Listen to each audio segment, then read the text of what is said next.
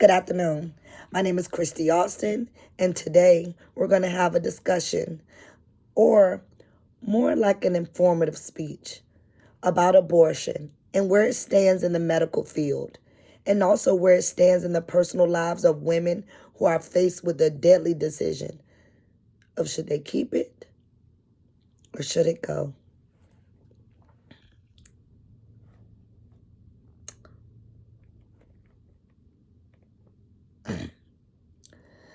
Abortion is a multifaceted issue. It's critical, not just for medical students, but also for women and people to understand.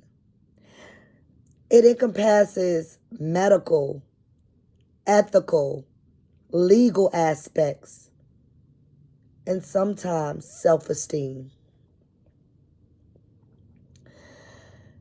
This presentation aims to provide comprehensive knowledge for sensitive and for professional engagement. But first, let's get on the definition of what exactly is an abortion. Let's be blatant.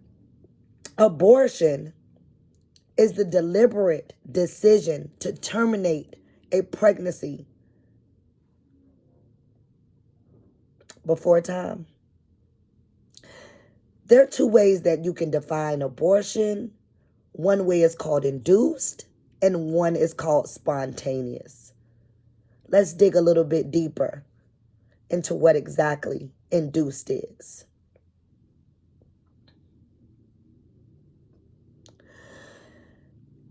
The WHO organization characterizes abortion as safe or unsafe. I guess you have to be the person to decide. Let's get back to induced abortion. Induced abortion can be undertaken for medical reasons, social reasons, or even personal reasons. Some reasons may include health reasons, concerns, fetal abnormalities, and even social economic factors. When you're going to talk about abortion, whether it's induced or spontaneous, you're going to definitely need to approach this with empathy and respect for autonomy. Let's get into exactly what the medical methods of abortion are. You can look at my slides and you can see that we have surgical and we have medical methods of abortion. These methods can involve medications. They can involve taking pills. They can be administered in the first trimester. And they're also non-invasive ways with high efficiency that will ensure that you will not have that child.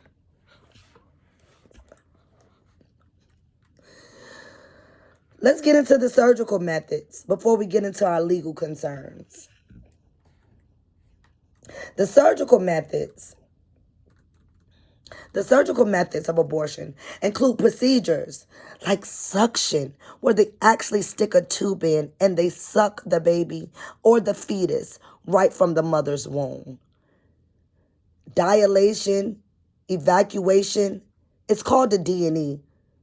Get familiar with your terms, guys.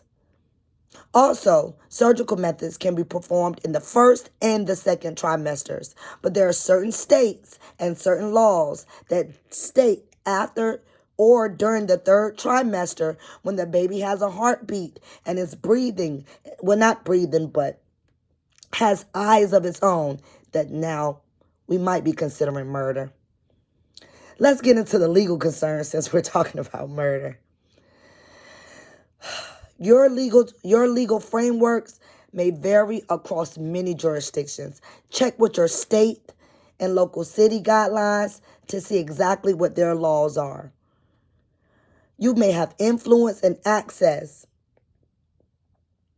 to all types of procedures that are permitted. Here are just a few of our statistics that help you understand why it's important for medical professionals to not only just understand the framework for compliance and for advocacy. Some may call it murders. Some may say they're saving a life. But here are just a few numbers, and I want you to take the time and look at them yourself.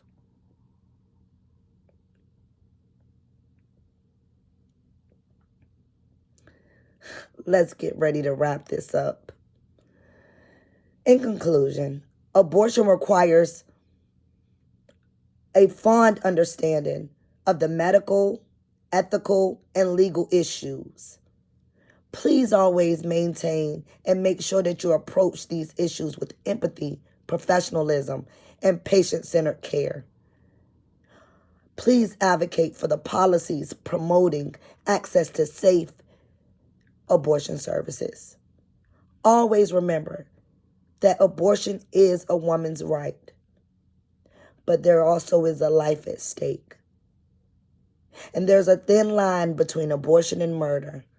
So make sure you understand your state's obligations, policies, their framework for what is ethical, legal, and what is not.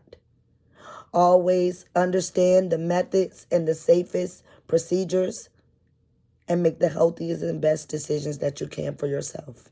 Thank you.